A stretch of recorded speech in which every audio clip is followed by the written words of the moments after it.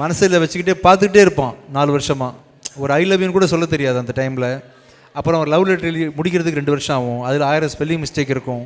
நிறைய கல்ச்சர் விஷயங்களில் தாண்டி ஒரு பொண்ணை மனசார விரும்பணுன்றதை கூட ஈஸியாக சொல்ல தெரியாத சமூகத்தில் வாழ்ந்திருக்கோம். நான் என்னோடய ஏஜ் குரூப்புக்கு வந்து ரொம்ப அப்படி தான் இருந்துச்சு.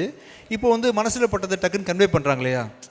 ஒருத்தரை வந்து ஒருத்தருக்கு பிடிக்கிறதுல என்ன தப்பு இருக்குது? இப்போ உங்களை எனக்கு பிடிச்சிருக்குன்னு வச்சுப்போமே, நல்லா இருக்குது நீங்கள் பேசுகிறது, நீங்கள் ரொம்ப உங்கள் திங்கிங் நல்லா இருக்குது, உங்கள் ஷர்ட் நல்லா இருக்குது, உங்களை எனக்கு பிடிச்சிருக்குன்னு சொல்கிறோம் இல்லையா? அது மாதிரி பெண்களுக்கு ஆண்களை பிடிக்கிறதோ ஆண்களுக்கு பெண்களை பிடிக்கிறதோ என்ன தப்பு இருக்குது? அதை ஏன் கில்ட்டியாக ஃபீல் பண்ணி ரொம்ப எக்ஸாஜரேட் பண்ணி அதை ஏன் கன்ஃபியூஸ் பண்ணி வச்சுருக்கிறாங்கன்னு தெரியல. காதல்ன்றது வேறு. நான் காதல் பற்றி பேசலை. காதல்ன்றது உடனே வராது. அது ஒரு 4-5 வருஷம் கழிச்சு தான் வரும். ஒருத்தர் பிடிச்சிருக்கு, உங்கள் கூட பழக ஆசைப்பட்றேன்னு சொல்கிறத வந்து ரொம்ப ஓவர் ரேட் பண்ணி கன்ஃபியூஸ் பண்ணி சொசைட்டியை ஒரு மாதிரி குழப்பி வச்சுருக்காங்கன்னு ஃபீல் பண்ணுறேன். ஒருத்தரை பிடிக்கிறதுன்றது என்னை வந்து எல்லாருக்கும் பிடிக்கும், இது சாதாரண விஷயந்தான். உங்களை எனக்கு பிடிச்சிருக்கு. இப்போ தனுஷாவை எங்கள் எல்லாருக்கும் பிடிச்சி தான் ஆடிஷன் பண்ணோம். அவங்க சில பெர்ஃபார்மன்ஸஸ் பண்ணும்போது க்யூட்டாக இருக்குது. யோசிச்சு பார்ப்போம். நானும் டேரக்டரும் பேசிகிட்டு இருக்கும்போது இந்த சீனை வேறு யார் பண்ணாலும் நல்லா இருக்காதுல்ல, ரொம்ப க்யூட்டாக பண்ணியிருக்காங்கல்ல. இன்ஃபேக்ட் இன்னொரு நடிகை ஒருத்தங்க வந்து இந்த படத்தில் ஆடிஷன் பண்ணிவிட்டு போனாங்க. அவங்களுக்கு இந்த வாய்ப்பு கிடைக்கல, இவங்களுக்கு தான் கிடைச்சிது. அவங்க வந்து நேற்று பேசிகிட்டு இருக்கும்போது சொல்கிறாங்க, இல்லை சார் நான் பண்ணியிருந்தா கூட நல்லா இருந்திருக்காது, அவங்க பண்ணது நல்லா க்யூட்டாக இருந்துச்சு, எனக்கு பிடிச்சிருந்துச்சு, இந்த பிடிச்சிருந்துச்சு தான். ஸோ இந்த பிடிச்சிருந்துச்சு அப்படின்ற விஷயம் எக்ஸ்டெண்ட் ஆகும்.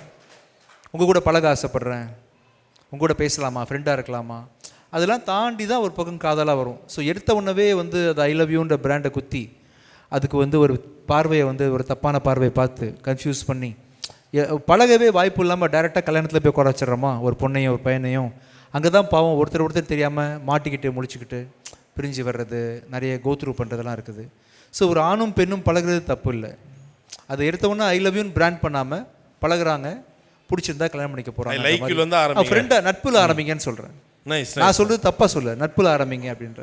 அதுக்கு வந்து க்யூட்டாக இந்த சொசைட்டி வந்து க்யூட்டாக பெஞ்சிங் அது இதுன்னு எதோ சொல்கிறாங்க. அது ரொம்ப ரொம்ப நாளாக இருக்கிறது தான், புதுசாக ஒன்றும் உலகத்தில் எது பிறந்துடல, ரொம்ப நாளாக இருக்கிறது தான். இன்றைக்கி பேர் வச்சுருக்கோம் அதுக்கு நம்ம. Right neatly put sir. நான் வந்து மறந்துட்டேன், இந்த படம் பேர்லாம் சொன்னேன், ரோமியோ இதில் ஆட் பண்ண மறந்துட்டேன். நீங்கள் அந்த பதிலாகவே ரோமியோவாக மாறிட்டீங்கன்னு நினைக்கிறேன் சார். இப்போ இந்த காலேஜில் இருக்கிறதாலே இதை வச்சு ஒரு கொஷின்ஸ் கேட்குறேன் சார். என்னென்னா நிறைய பசங்களுக்கு சொல்லுவாங்க 10th படிக்கும் போது 10th மட்டும் நல்லா படி லைஃபே மாறிடும்னு. முடித்த உடனே +2 தாண்டி வாழ்க்கையே +2 முடிச்சிடுவாங்க. முடிச்சோடனே இனிமேல் தான் வாழ்க்கையில் முக்கியமான நகரத்துக்கு போகிற, காலேஜ் முடி வேலைக்கு. ஸோ எல்லா இடத்துலையும் ஏதாச்சும் ஒரு முக்கியமான விஷயம் நடந்துக்கிட்டே தான் இருக்குது. அவங்க வாழ்க்கையில் இந்த ஒரு லௌதிக வாழ்க்கையோ இல்லை ஒரு ரொமான்ஸோ அதுக்கான ஒரு இடமே இல்லை.